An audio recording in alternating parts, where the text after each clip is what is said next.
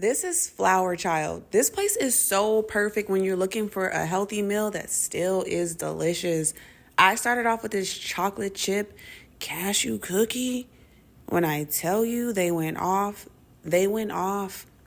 I love me a cookie that has a crunchy outside with a soft inside with a nice chew. The chocolate chips were so yummy, the perfect amount of chocolate chips. The cashew gave it a nice little crunch. It was a really good cookie. They went off.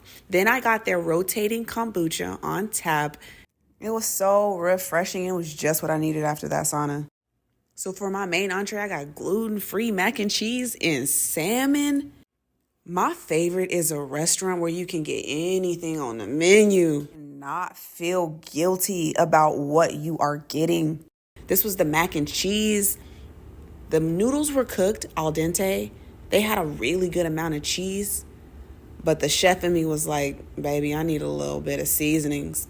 So I had to open that salt and add the salt, add a little bit of pepper, and then we went back in on the mac and cheese. And let me tell you, that fixed it up real nice. And then this salmon, they cooked this salmon really good. It was medium and it was flaky, but it was kind of cold. But that didn't stop me because the flavors were there. It just wasn't there temperature-wise. So I was happy, but not super satisfied. The entree came with 2 sides, so I also got this kale salad. And it was so bomb. I'm not going to lie. I think the kale salad was probably the best thing out of everything. The kale was crunchy. It had this nice like citrusy vinaigrette. It had like these zucchini strings all throughout it. And like this nice panko crumb on top.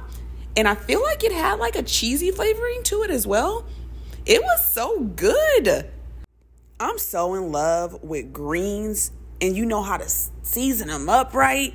And you know how to add the right elements to make the salad yummy. Stop playing with me.